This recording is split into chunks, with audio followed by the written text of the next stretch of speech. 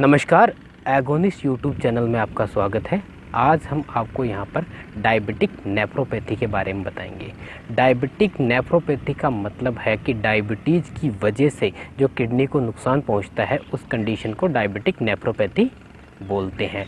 तो उसके लिए हम सबसे पहले जानते हैं डायबिटीज़ के बारे में थोड़ा सा जान लेते हैं। डायबिटीज़ एक ऐसी कंडीशन होती है जिसमें ब्लड के अंदर ग्लूकोज का लेवल है वो नॉर्मल से ज़्यादा बढ़ जाता है। जनरली डायबिटीज़ दो प्रकार की होती है, टाइप फर्स्ट और type two. Type first diabetes वो होती है जिसमें बॉडी में इंसुलिन बनता नहीं है और इंसुलिन हमें इंसुलिन बाहर से लेना पड़ता है इंजेक्शन की फॉर्म में। जनरली ये बच्चों के अंदर पाई जाती है। और टाइप टू वो डायबिटीज़ होती है जिसमें जो बीटा सेल्स होती है पेनक्रियासी, उससे इंसुलिन तो बनता है लेकिन वो इंसुलिन वहाँ से रिलीज नहीं हो पाता, जिस वजह से ग्लूकोज का लेवल क्या है, रक्त में बढ़ता जाता है।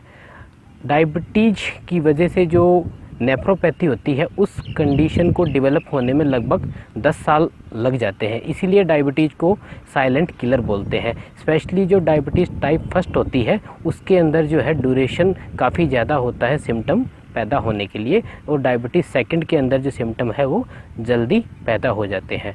अब लगभग 25% जो लोग होते हैं डायबिटीज़ के, उनके अंदर डायबिटिक नेफ्रोपैथी पाई जाती है। मीन्स उन 25% लोगों की जो किडनियाँ हैं वो डायबिटीज़ की वजह से ख़राब हो जाती है। इसका कई कारण हो सकते हैं। जैसे इसमें एक कारण होता है कि डायबिटीज़ की वजह से जो ब्लड वेसल्स इंजर्ड हो जाती है और नर्व्स को भी नुकसान पहुंचता है। उससे एक तो ये कारण हो गया। दूसरा, जिस पर्सन को डायबिटीज़ होता है उसमें हाइपरटेंशन यानी हाई बीपी, कोलेस्ट्रॉल का लेवल भी उसका बढ़ा हुआ होता है, और एक कंडीशन आती है एथेरोस्क्लेरोसिस। उसकी वजह से क्या है कि जो ब्लड वेसल्स है वो हार्ड हो जाती है, थिक हो जाती है।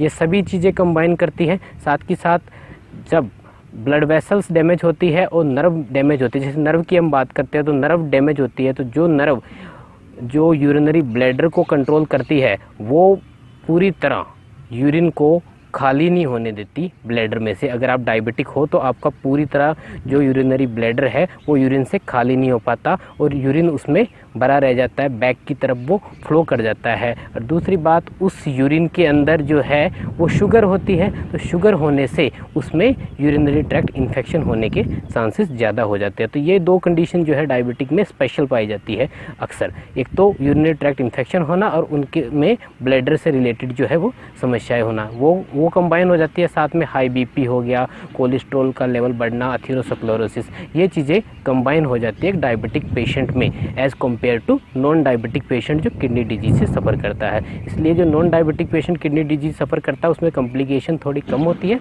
और डायबिटिक में ज़्यादा होती है। लगभग 25% जो डायबिटिक पेशेंट है उनके अंदर ये कंडीशन डेवलप्ड हो जाती है। अब हम इसके बारे में चर्चा करते हैं कि इसके क्या क्या साइन एंड सिम्टम हो सकते हैं जो डायबिटिक नेफ्रोपैथी है। पहला क्या होता है कि इसमें बॉडी के जैसे हाथ हो गए, पैर हो गए, फेस जो होता है उसके अंदर स्वेलिंग आना शुरू हो जाती है, भूख कम लगती है, उल्टी, उबाक, नोजिया, वोमिटिंग जिसको वो बोलते हैं। और सबसे मेन जो सिम्टम है इसका है वो प्रोटीनूरिया, यानी ब्लड वेसल इंजर्ड होने की वजह से किडनी में जो प्रोटीन है वो किडनी के थ्रू लीक आउट होके यूरिन के अंदर आना शुरू हो जाता है। प्रोटीन में मेनली जो स्पेसिफिक प्रोटीन है इसमें एल्बुमिन है वो आता है।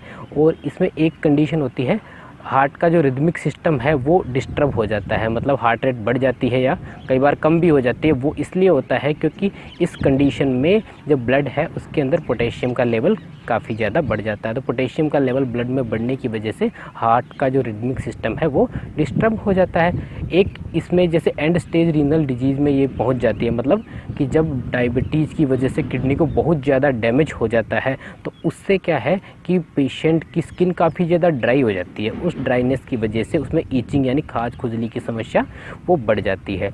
एक कंडीशन आती है यूरेमिया। यूरेमिया वो कंडीशन होती है कि जब डायबिटिक काफ़ी लंबे समय तक रहती है और वो डिजीज़ है उसकी वजह से किडनी डिजीज़ है बहुत ज़्यादा प्रोग्रेस कर जाती है, तो उस प्रोग्रेस में क्या होता है कि काफ़ी ज़्यादा वेस्ट प्रोडक्ट है ब्लड के अंदर इकट्ठा हो जाता है, क्योंकि किडनी उनको फिल्टर आउट नहीं कर पाती और वो वेस्ट प्रोडक्ट काफ़ी ज़्यादा उसमें इकट्ठा हो जाता है। तो उस कंडीशन, यूरेमिया कंडीशन बोलते हैं उसको, उसकी वजह से पेशेंट है वो कंफ्यूज्ड टाइप में हो जाता है, यहाँ तक कि वो कोमा में भी जा सकता है। तो इसमें मेजर जो फैक्टर होते हैं डायबिटीज़ में हमें ध्यान रखने होते हैं। एक तो क्या होता है कि अपने को हमें क्या करना होता है कि जो ब्लड के अंदर शुगर का लेवल है उसको कंट्रोल करना होता है। दूसरा इसमें ब्लड प्रेशर भी इसके अंदर एक बहुत ही वाइटल अब बोल सकते हैं फैक्टर है, जिसको अपन कंसिडर करते हैं कि हमें डायबिटीज़ के साथ साथ हमें अपना ब्लड प्रेशर कंट्रोल करेंगे। अगर ये दो चीज़ें आप कंट्रोल करते हो, ब्लड प्रेशर और डायबिटीज़, तो आप डायबिटीज़ की वजह से जो किडनी डैमेज की प्रोसेस है उसको डिले कर सकते हो, उसको कुछ समय के लिए उसको रोक सकते हो। अदरवाइज़ अगर आप इन चीज़ों में ध्यान नहीं दोगे तो आपका डायबिटीज़ की वजह से किडनी लगातार डैमेज होती जाएगी और उसमें फिर ट्रीटमेंट ऑप्शन में लास्ट में क्या होता है, या तो फिर आपको डायलिसिस की तरफ जाना पड़ेगा या किडनी ट्रांसप्लांट की तरफ जाना पड़ेगा। ये है इसके अंदर। तो आपको इन चीज़ों से बचने के लिए जनरली अगर डायबिटिक आप पेशेंट हो तो आपको अपने ब्लड शुगर को कंट्रोल करना होगा और अपने ब्लड प्रेशर को मैनेज करना होगा। दो चीज़ों को अगर आपने मैनेज कर लिया तो आप काफ़ी ज़्यादा इस डायबिटिक नेफ्रोपैथी से फाइट कर सकते हो। Okay, thank you.